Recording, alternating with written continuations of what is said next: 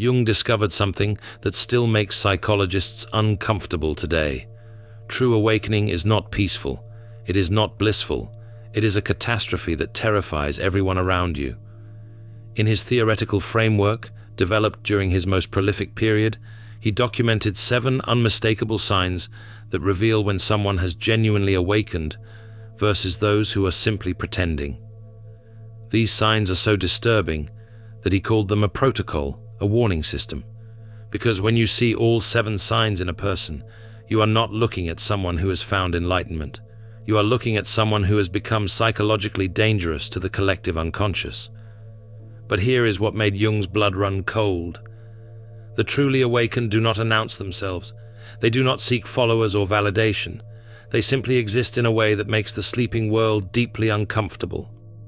Today I will show you the exact 7 signs Jung identified, why he considered this knowledge dangerous, and what happens when someone completes this terrifying transformation. This is not about spiritual bypassing or Instagram enlightenment.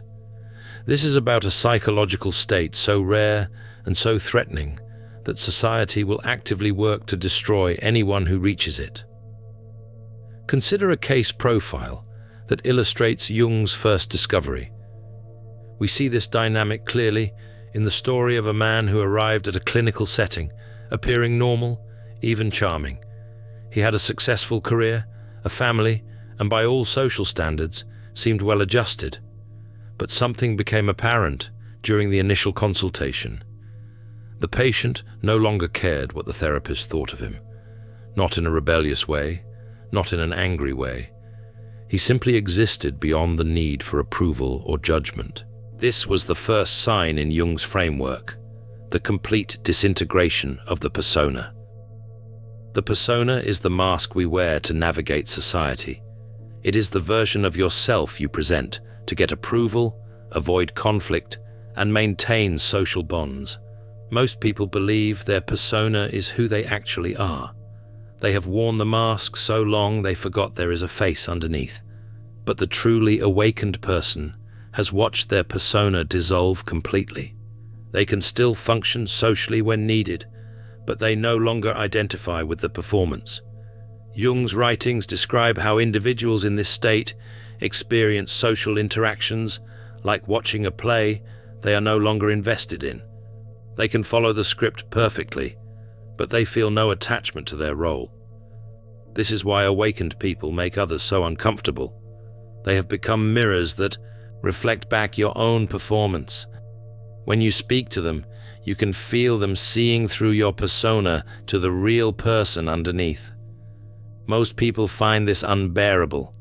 They accuse the awakened person of being cold, judgmental, or detached, but the awakened person is not judging. They have simply stopped playing the game, and their presence reminds you that you are still performing. Jung observed something even more disturbing in these patterns. When the persona disintegrates, the person stops caring about social validation entirely. They exist in complete neutrality toward how others perceive them. This creates massive anxiety in groups because humans are wired to care about social status. An awakened person who genuinely does not care cannot be controlled through shame, guilt, or social pressure. They have become immune to the very mechanisms that keep collective unconsciousness functioning. Time 0.6. The person who has disintegrated their persona becomes almost invisible to social hierarchies. They attend gatherings, but register no emotional response to status games. This indifference is not contempt. It is genuine freedom from the need to be seen in any particular way. But that is not the most disturbing part. The second sign Jung identified was even more psychologically threatening. The awakened person has accepted their shadow completely. They know with absolute certainty that they are capable of every evil they see in others. This is not self-hatred. This is radical self-knowledge. A composite example based on Jung's observed patterns shows how individuals in this state can discuss their capacity for cruelty, manipulation, and violence with the same calm they would use to discuss the weather. The awakened person has stopped running from darkness. They have looked directly at every dark impulse, every selfish desire, every capacity for destruction within themselves, and said, yes, this is also me. This creates a terrifying calmness.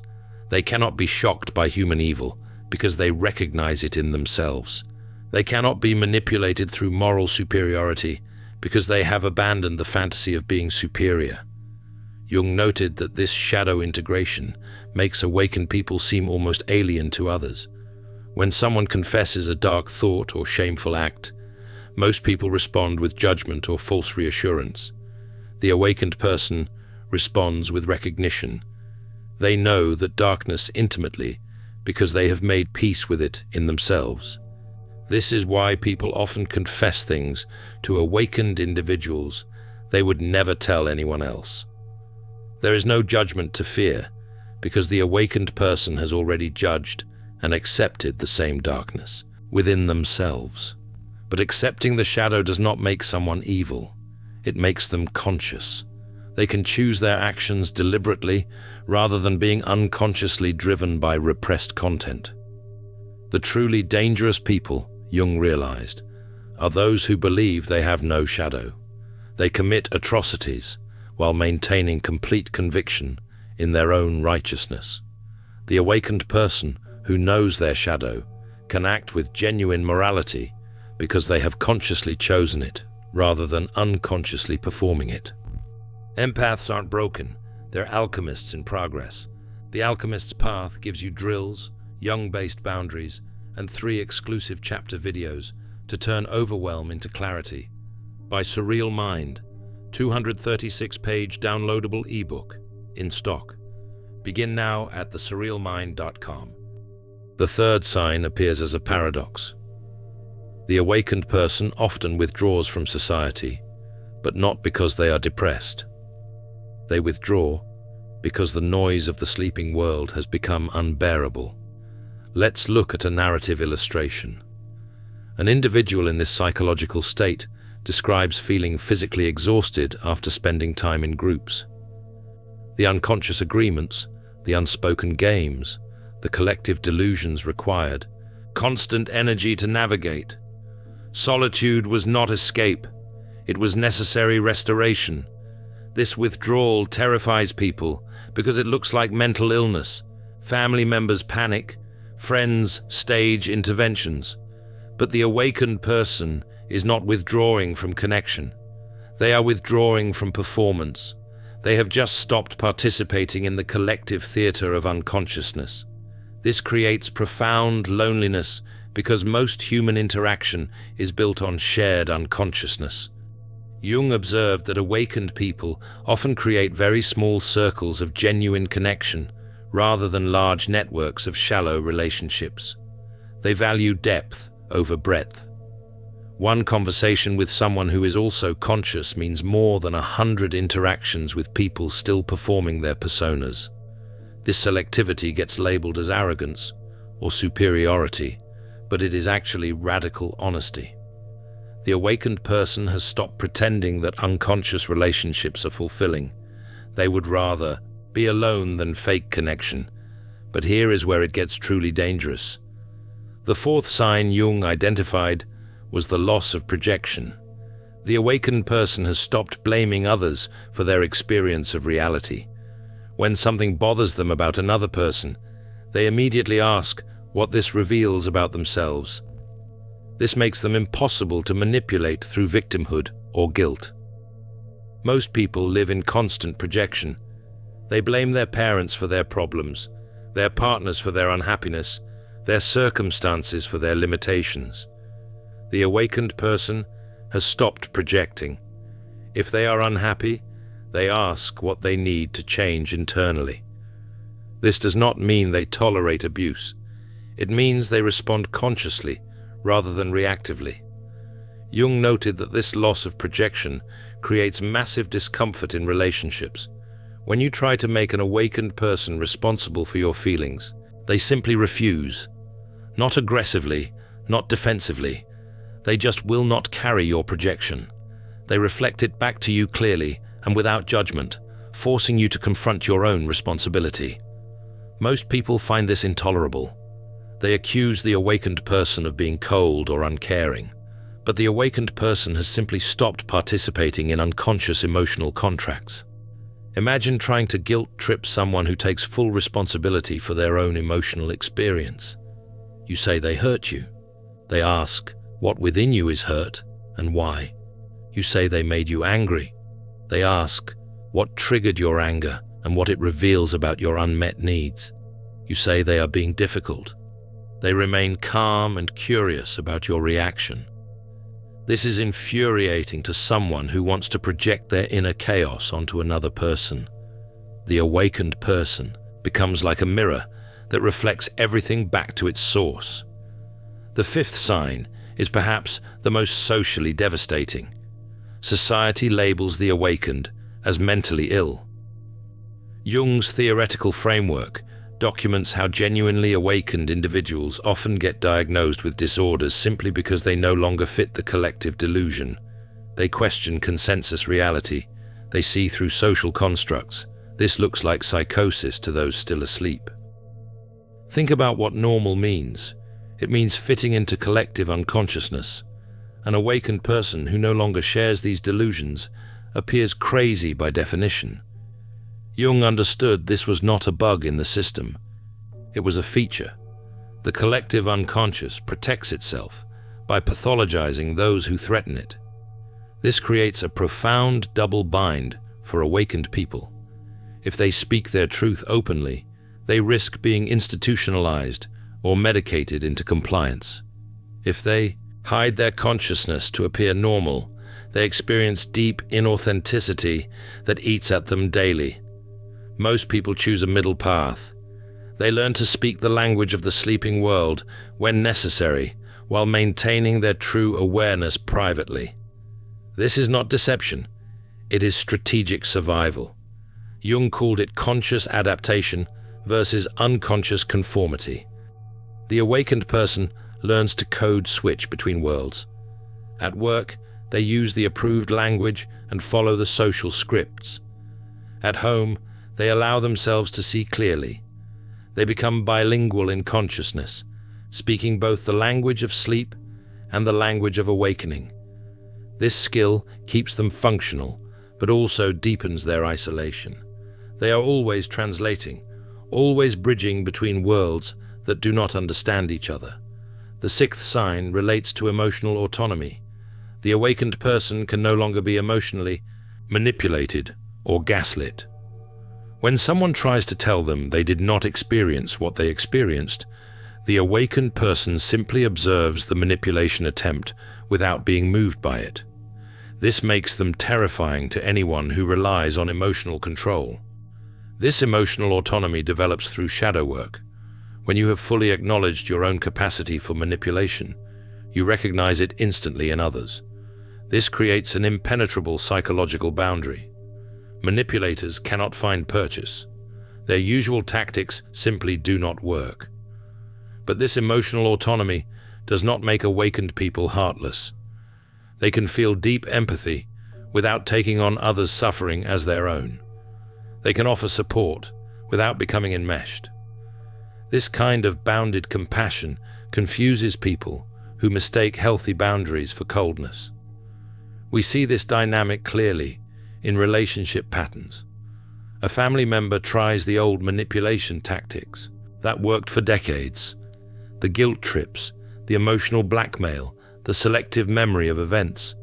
The awakened person listens calmly, acknowledges the feelings being expressed, but does not absorb the projected responsibility. They remain centered in their own reality. This feels like betrayal to the manipulator. How dare you not participate in the dysfunction anymore? How dare you remember events accurately instead of accepting my version? How dare you remain calm when I am trying to create chaos? The seventh and final sign is what Jung called the return. After the withdrawal, after the shadow integration, the awakened person eventually returns to the world. But they do not return to fit in. They return to observe. They can function in society, hold jobs, maintain relationships, but they do it from awareness rather than identification. Jung observed that this return is the most dangerous phase. The awakened person now has all their gifts integrated. They can read people with supernatural accuracy. They see manipulation patterns before they form. An awakened person with malicious intent would be devastating. An awakened person with compassionate intent becomes what Jung called a culture carrier. But here is what makes the truly awakened dangerous to the collective unconscious. They cannot be controlled. Social pressure does not work on them. Shame does not move them. Status games do not interest them. Emotional manipulation slides off them. The usual mechanisms that keep people conforming to collective delusions have no power over someone who has completed individuation.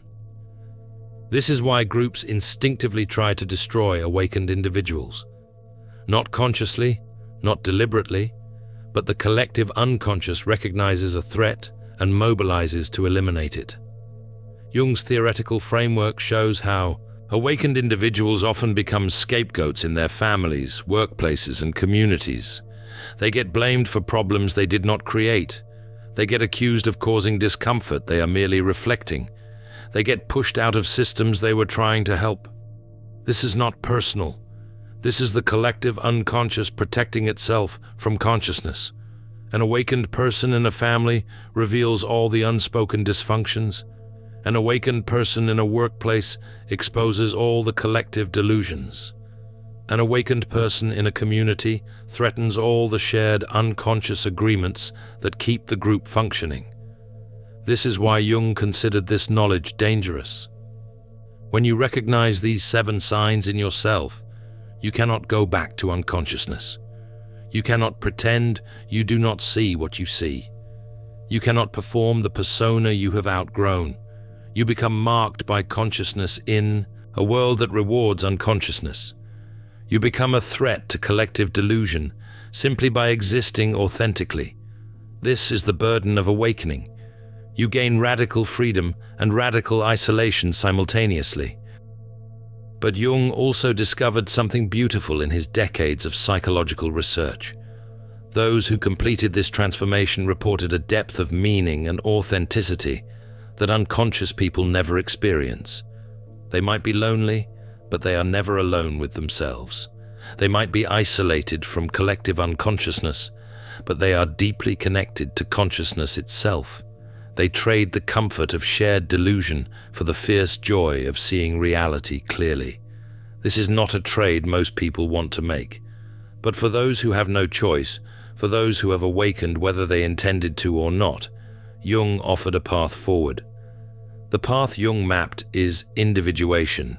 It is the conscious integration of everything you have discovered about yourself through awakening. It is learning to hold your shadow without being possessed by it. It is developing emotional sovereignty without becoming isolated. It is seeing through collective delusion without becoming bitter or superior. It is returning to the world conscious rather than unconscious. This path is not peaceful. Jung was very clear about this. Individuation is a kind of psychological crucifixion. You must die to who you thought you were to become who you actually are. But Jung believed this crucifixion serves a vital function. Every person who completes individuation makes consciousness slightly more possible for everyone else. Every awakened individual proves that humans can transcend collective unconsciousness. Every person who integrates their shadow reduces the shadow content in the collective unconscious. This is not grandiose thinking. This is psychological evolution. Consciousness has to start somewhere. It starts with individuals brave enough or broken enough to stop performing and start being. The truly awakened person Jung described is not a guru or a saint. They are someone who has been forced by circumstance or choice to confront every aspect of their psyche and integrate it consciously. They have lost their persona and found their self. They have accepted their shadow and gained their freedom. They have withdrawn from collective delusion and returned with consciousness. They cannot be manipulated, controlled, or captured by unconscious systems. This makes them dangerous to collective unconsciousness and essential for consciousness evolution. If you recognize these 7 signs in yourself, Jung would tell you this. You are not crazy. You are not broken. You are undergoing a transformation that most humans never attempt and few complete. The isolation is real. The difficulty is real. The danger from collective unconscious forces is real. But so is the possibility of living as a fully conscious human being in a world of unconscious actors. You are not meant to fit into collective delusion. You are meant to transcend it, not to become superior, but to become whole. The world needs awakened people now more than ever, not to lead movements or gather followers, but to exist as proof that consciousness is possible. Every person who completes individuation creates a small crack in collective unconsciousness through which more light can enter. You might feel alone in your awakening, but you are part of an invisible network of conscious individuals throughout history who have walked this path. Jung walked it. Those who underwent this transformation in his research walked it. And now you are walking it. The 7 signs are not a destination. They are a map of transformation.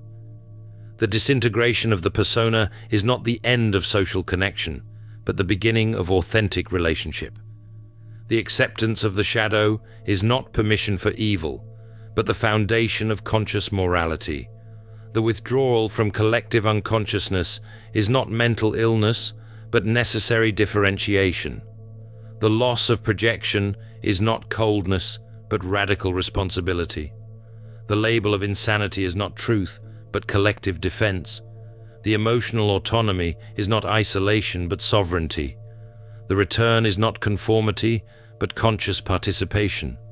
Jung spent his life studying these patterns because he lived them himself. His confrontation with the unconscious from 1913 to 1919 was his own awakening process. He documented it in the Red Book, knowing that future awakened individuals would need to see that they were not alone in their experience.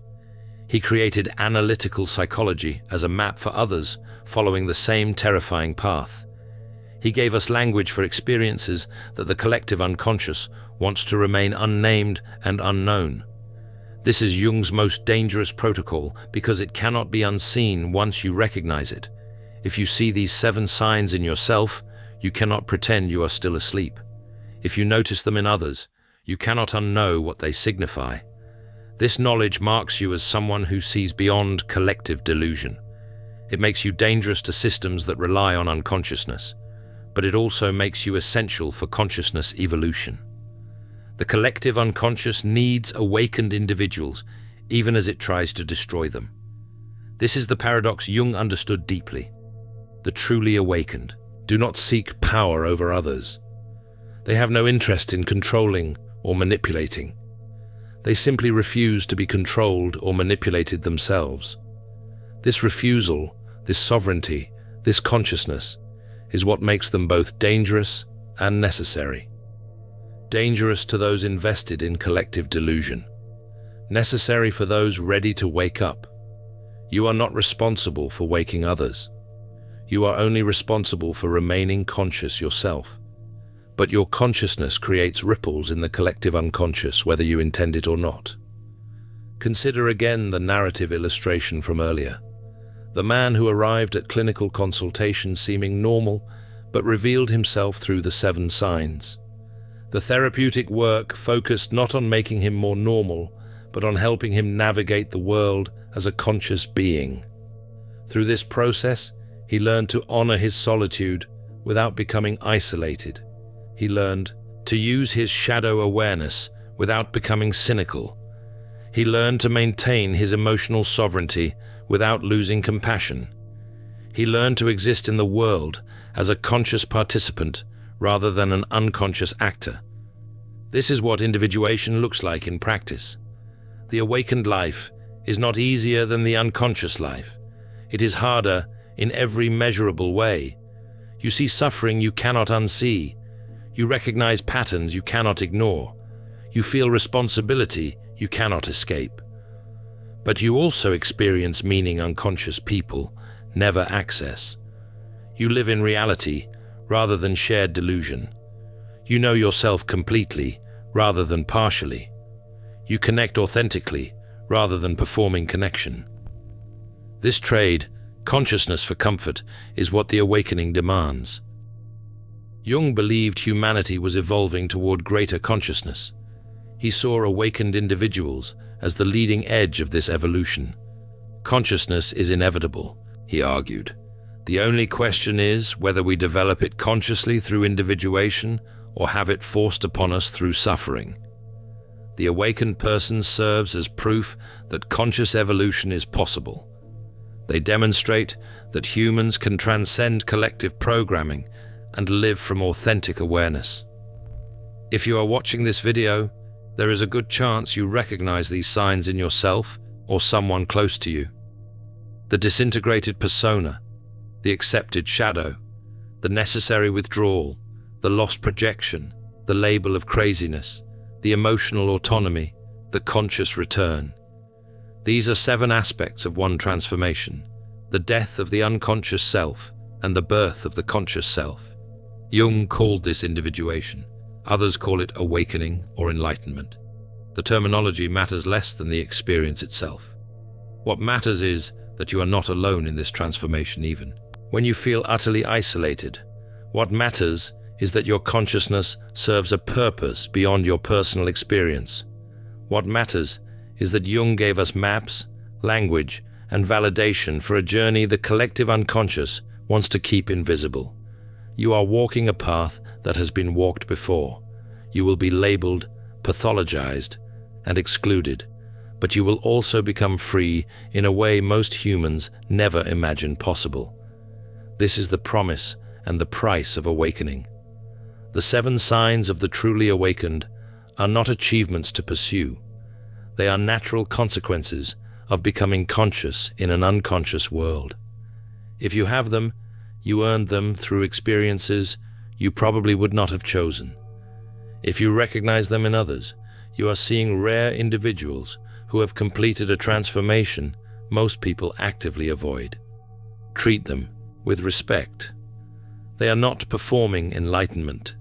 They are living consciousness. And consciousness, Jung knew, is the most dangerous and most necessary force in human evolution.